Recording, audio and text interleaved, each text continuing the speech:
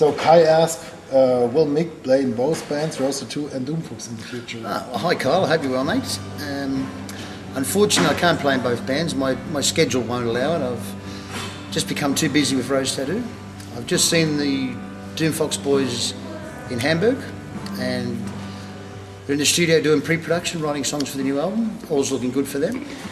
But unfortunately, the answer is no. I just don't have the time. It's Dave from Newcastle. He's a fan since '78. Always wanted to know if Mick was in any band before the Tatts and who was influenced by or if self-taught.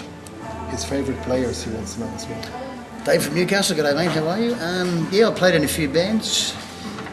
It was so long ago I can't remember half of them. Most of them are dead anyway, so you wouldn't know about that.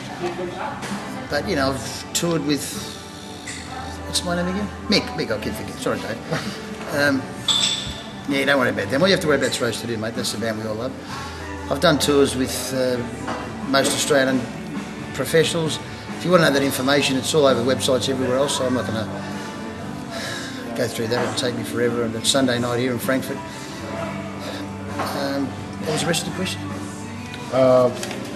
If you taught everything you own, or if you're influenced by some special players, and who are your favorite guitar players? Nah, not really influenced by anybody. I sort of do things my way, you know, sort of butch heavy-handed. You know, not a lot of people want to play like that. Favourite guitar players? Yeah, lots of them. Everybody from Billy Gibbons from ZZ Top's I'm a fan of. All the Kings, you know, Freddie, Albert and BB. Love their playing, all the old blues guys. Albert Lee, going back a few years. Oh, shit. I could be here for a week telling you, mate, but all the old blues guys I love, all the old 60s American players, Eric Clapton's, go out there and buy old records, have a listen to them, I love them anyway. Okay. I'm still listening to that shit, I love it. And many people also want to know what are your favorites today, what kind of music will you listen to, and yeah, if you're interested in popular music or... I love popular music. Look, just this morning I spent for breakfast, I was listening to Frank Sinatra, a very popular musician. Unfortunately he's dead now, but hey, shit happens. Okay. You know, Charles Aznavour, I think he's fantastic, you know. Mm-hmm. Not sure if he's alive either. It's popular music, yeah. Yeah, but it's not... No, I hate fucking popular music, it gives me the shits. Have a listen to the radio, turn on the radio and have a listen to the crap they play. It depresses me, that's why we play what we play, because it's our own stuff. Mm-hmm. Okay, so there's no newcomer to mention you're really into? No, they're horrible. They're horrible.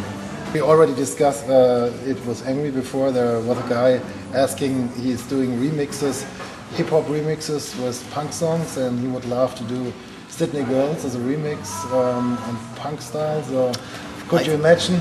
I love this idea so much. I love it, I love it, I love it, I love it, I love it. Okay, thanks about that. So another one, Joe is asking, Mick Cocks is a welcome return to the band. His guitar and its riffs have been thoroughly missed for too long. Why did he leave, or why was he asked to leave after the Old Salt and Battery album? G'day Joe, how are you mate? I hope you're well. I just can't fucking remember, buddy. But all you need to know is I'm back in the band, we're having a bit of fun, eh? Good on you. Mm-hmm. And what was the story behind that you joined again? And can't remember that either. I think Angry and I bumped into each other at a pub. I think he owed me some money actually. Mm-hmm. Rather than pay the debt, he said, "We come and join the band." I'll pay. I can't remember, something like that. Okay, good. There are also a few people asking about the first record, because there's no player or writer mentioned who wrote the songs. It's all like a band work thing. So they ask who wrote most of the songs, and if some songs were also written by Ian. And well, actually, it's a bit of a secret. Okay. The truth of the matter is, though, I can tell you now, that Kylie Minogue wrote most of the songs on the first album. I can tell that now. She was only a little girl at the time. But that's the whole story behind the first record? If you listen really closely, and if you play the record backwards, you don't hear the devil, you hear Kylie Minogue's backing vocal. Have a listen, I'm telling you. This is happening. Oh, okay. That's a new story. Thanks for that. That's all right.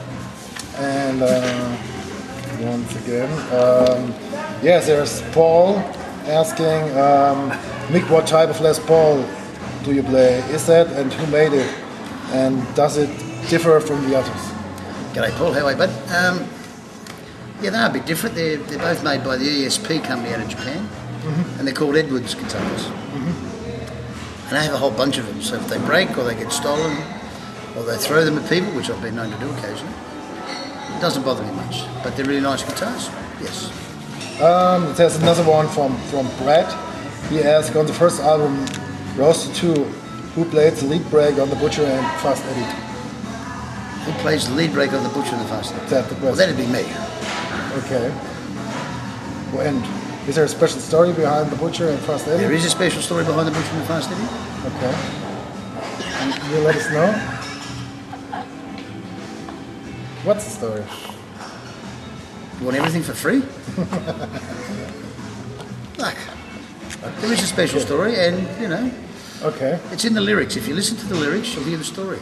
Okay. You guys have got to do some work. You know, you've got to get in there and listen, study this shit. You know? Okay.